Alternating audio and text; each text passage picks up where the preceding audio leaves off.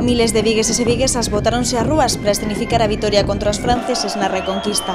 O casco vello trasladouse no tempo ata 1809 e polas súas rúas pudemos ver o alcalde Vázquez Varela e os militares de Bonaparte.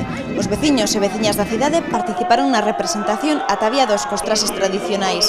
A Porta do Sol e a Praza da Princesa foron testemuñas da xesta histórica e da negociación entre o rexedor local e o capitán Charlot, que rematou coa marcha dos galos. Estamos cansados porque acabamos de votar aos franceses no sentido simbólico, histórico que representa isto, pero estamos cansados pero contentos, porque un ano máis eu creo que esta festa se está consolidando como unha festa moi importante, de unha gran participación popular, e sobre todo porque, como veño dicindo, este ano ademais de reconquistar a cidade, de representar o que foi a batalla e o que foi a valentía dos vigueses e viguesas, este ano eu creo que tamén podemos disfrutar de un casco vello reconquistado e que está mellorando moitísimo para a cidadanía.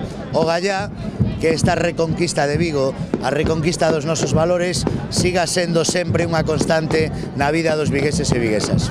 Despois da expulsión dos franceses desatouse a ledicia e a xente seguiu festexando a Reconquista, igual que fixeron toda a fin de semana os que se achegaron ata o casco vello a participar nas actividades ou gozar do mercadillo e dos xantares que se ofertaban. 202 anos máis tarde, Vigo segue lembrando o espírito do 28 de marzo.